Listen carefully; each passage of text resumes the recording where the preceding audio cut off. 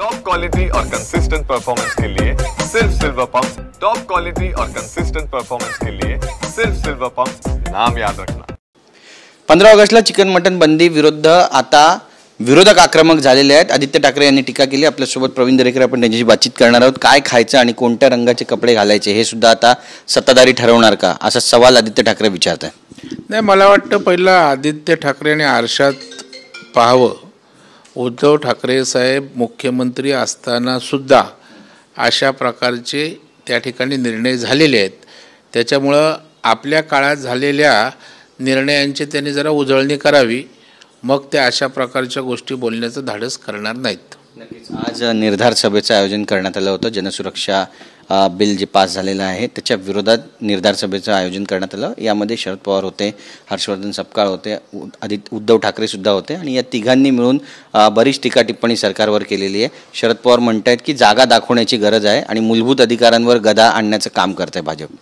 मला वाटतं विरोधी पक्ष हतबल झालेला दिसतोय। मूळ विकासाच्या प्रश्नांवर, मूलभूत समस्यांवर बोलण्याच्या ऐवजी इमोशनल आणि खोटे नॅरेटिव्ह सेट करून आपल्याला काही राजकीय लाभ उठवता येतोय का, अशा प्रकारचं त्यांचे स्ट्रॅटेजिकल कार्यक्रम सुरू आहेत। जसं की निवडणूक आयोगाच्या बाबतीत राहुल गांधींनी घेतलेली भूमिका प्रेझेंटेशन, नंतर त्यावर शरद पवार साहेब बोलले, आणखी सगळे विरोधी पक्ष बोलले। तशाच प्रकारे आता हा विषय घेऊन पुन्हा नॅरेटिव्ह सेट करण्याचा केविलवाना दुर्दैवी प्रयत्न आहे। मला वाटतं त्यांनी जनतेच्या मूलभूत प्रश्नांकडे लक्ष द्यावं, विकासाकडे लक्ष द्यावं। अशा प्रकारचे खोटे नॅरेटिव्ह सेट करून एखाद्या लोकसभेला अपवादात्मक विजय मिळतो, तो चिरकाल टिकणारा नसतो। उद्धव ठाकरे पण टीका करतात। ते म्हणतात की भाजपसोबत आमची 25-30 वर्ष फुकट गेली, अशा पद्धतीने त्यांनी टीका टिप्पणी केली आहे। नाही, आता एवढे 25 वर्ष संसार केल्यानंतर उशिरा आलेली जाग आहे। त्याच्यामुळे मला वाटतं भारतीय जनता पार्टीने शिवसेनेला किती ताकद दिली याचं जर आत्मपरीक्षण केलं तर सतत महापालिकेची सत्ता भाजपच्या मदतीने मिळाली, राज्यातली सत्ता भाजपच्या मदतीनं मुख्यमंत्री बघायला मिळाला। मग आम्ही म्हणायचं का आमचा एवढा मोठा पक्ष असून त्या ठिकाणी फुकट एवढी वर्ष गेली म्हणून? मला वाटतं झालं ते झालं। तुम्ही एक राजकीय भूमिका घेतलीत, काँग्रेसच्या मांडीला मांडी लावलीत, ही वस्तुस्थिती आहे। आता भाजपला दोषारोप करून काय फायदा? आणखी एक टीका त्यांनी केली आहे। प्रत्येक वेळी भाजप नेहरूंनी असं केलं, नेहरूंनी तसं केलं, अशा पद्धतीने टीका टिप्पणी करते। पण नेहरूंच्या ऐवजी जर वल्लभभाई पटेल हे पंतप्रधान झाले असते तर संघच अस्तित्वात राहिला नसता, अशी टीका पण त्यांनी केली आहे। नाही, मला वाटतं त्या अशाच प्रकारे टीका टिप्पणी करण्यात मशगूल आहेत। जनतेच्या प्रश्नांकडे त्यांचं लक्ष नाही। दुसऱ्या नेत्यांच्या विषयी बोलण्यापेक्षा बाळासाहेबांच्या विषयी 4 शब्द बोला ना। बाळासाहेबांचा विचार हिंदुत्वाचा टांगणीला बांधून ठेवलात, घाण ठेवलात, काँग्रेसच्या जाऊन वळसणीला त्या ठिकाणी बसलात आणि दुसऱ्या नेत्यांवर कसल्या टीका टिप्पण्या करताय? आपलं जे दैवत हिंदू हृदय सम्राट आहे त्यांचा विचार तुम्ही मातीत मिळवलात, त्याचं बोला ना। मग दुसऱ्या नेत्यांच्या त्या ठिकाणी उणीधुणी काढत बसा। राज ठाकरे पण टीका करतात। राज ठाकरेंनी आता म्हटलं आहे, आज सकाळी त्यांनी प्रसारमाध्यमांशी बातचीत केली, त्यात म्हणतात की मुंबई महानगरपालिकेमध्ये निर्णायक जे 2 पक्ष आहेत ते शिवसेना उद्धव बाळासाहेब ठाकरे यांचा पक्ष आणि मनसे आहे आणि या सगळ्यांची रसातळामध्ये ताकद आहे, इतर कुठल्याही पक्षाची ताकद नाही आहे। नाही, मला वाटतं त्यांनी काय बोलावं त्यांचा अधिकार आहे आणि आता निवडणुकीत मूल्यमापन होत असतं। नगरसेवकाची निवडणूक असो, आमदारकीची असो आणि खासदारकीची असो। आता इथल्या मुंबईकरांनी कोणाला प्रतिसाद दिला आहे त्याचं जरा त्यांनी अवलोकन करावं आणि मग त्या ठिकाणी कोणाची किती ताकद आहे हे त्या ठिकाणी जनता जनार्दन ठरवत असते। परंतु प्रत्येक पक्षाला आपल्या पक्षाच्या ताकदीचा अशाच प्रकारे उल्लेख करावा लागतो, जो त्यांनी केला आहे।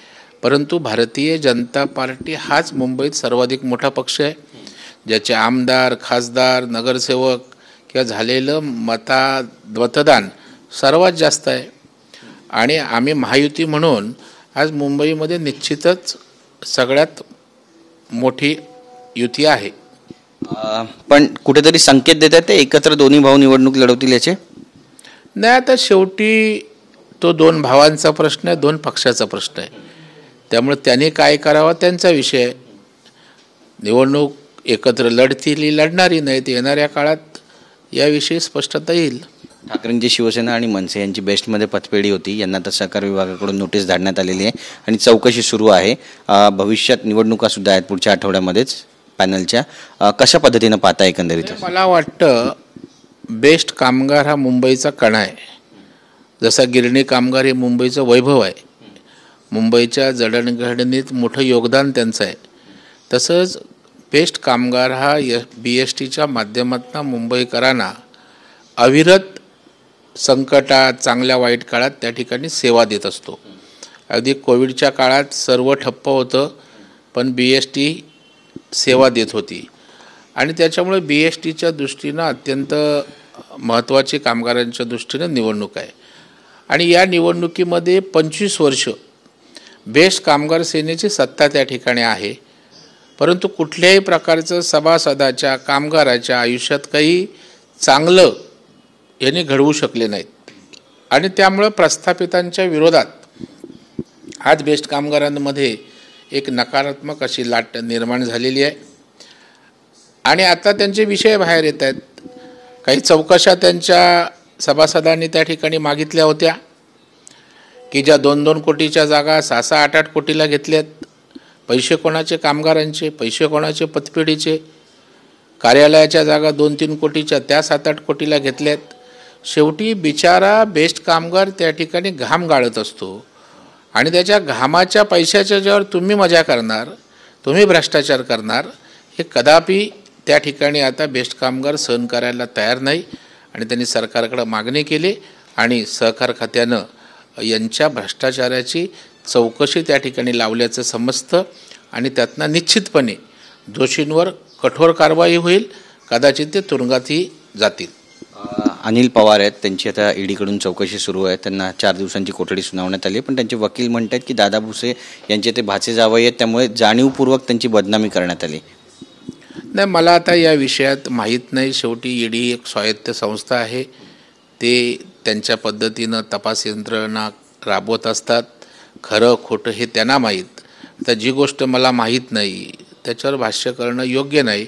आणि कोण कोणाचा जावई आहे, नातेवाईक आहेत म्हणून कारवाई होत नसते. त्या ठिकाणी काही तथ्य असेल तर कारवाई होते, तथ्य नसेल तर न्यायव्यवस्था अशी कुठलीही कारवाई कुठल्या यंत्रणेला करायला देत नाही. धन्यवाद आमच्याशी बातचीत केल्याबद्दल. कॅमेरा पर्सन अमित चिगवणसह गिरीश गायकवाड, TV9 मराठी, मुंबई.